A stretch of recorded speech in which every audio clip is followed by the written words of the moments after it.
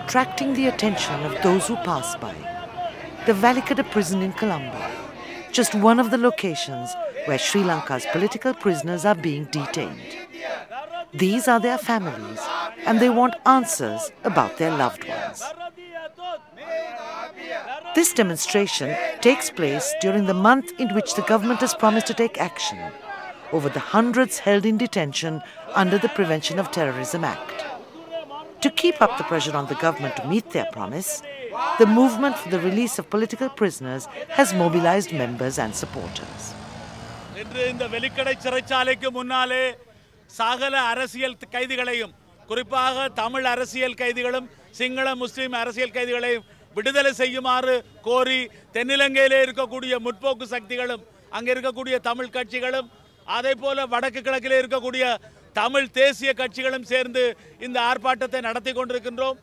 ஜனநாயக உரிமைகளை பற்றி பேசுகின்ற இந்த அரசாங்கம் சரத் பொன்சேகாவை பொது மன்னிப்பு வழங்கியவர்கள் தமிழர்கள் தமிழ் பேசும் என்பவர்களுக்காகவா இந்த எங்களுடைய தமிழ் இளைஞர்களுக்கு பொது மன்னிப்பு வழங்க மறக்கின்றது என்ற கேள்வியை அரசாங்கத்தை பார்த்து கேட்க விரும்புகின்றோம்.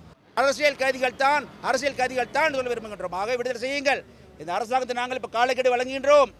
அடுத்த மாதம் 24ஆம் 25ஆம் தேதிக்குள்ளே இந்த பிரச்சனையிலே சரியான முடிவை நியாயமான முடிவை பொது மன்னிப்பு வழங்காமல் அல்லது புனர்வாழ்வு முகாமுக்கு மாற்றப்படாமல் இருக்குமானால் இந்த அரசாங்கத்துக்கு எதிராக மாபெரும் நாடு தழுவிய ஆர்ப்பாட்டத்தை தமிழ் சிங்கள முஸ்லீம்களை அரவணைத்துக் கொண்டு அனைத்து அரசியல் கட்சிகளையும் ஏற்றுக்கொண்டு ஒரே மாபெரும் ஆர்ப்பாட்டத்தை நடத்தி இந்த அரசாங்கத்துக்கு எதிராக மக்களை அணிதிரட்டுவோம், மக்கள் படம் முன்னெடுப்போம் என்ற இடத்திலே கூறி வைக்கிறோம்.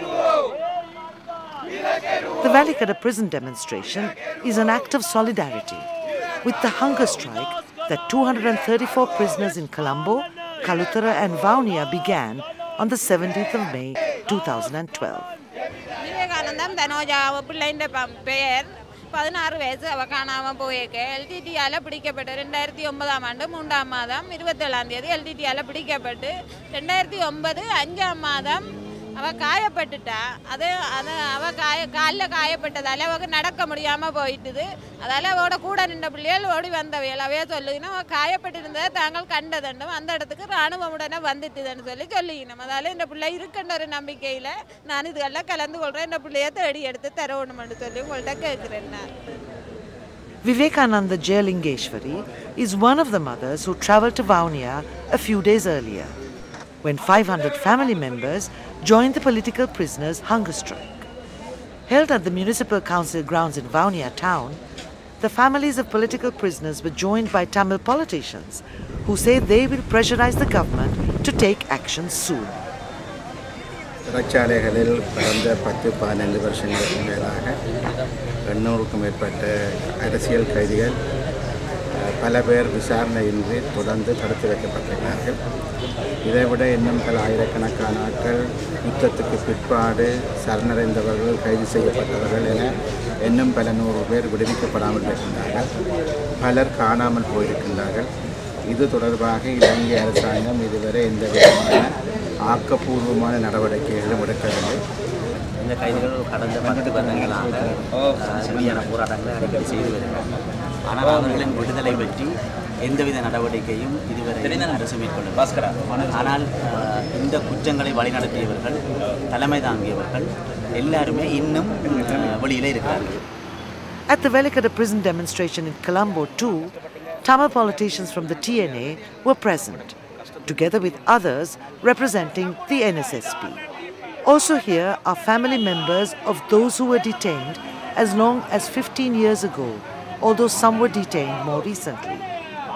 The latest response from the government, following the launch of the hunger strike, is that the hearing of cases relating to the political prisoners would be expedited, beginning in June 2012, in 3 new high courts in Anuradhapura, Mana and Vaunia.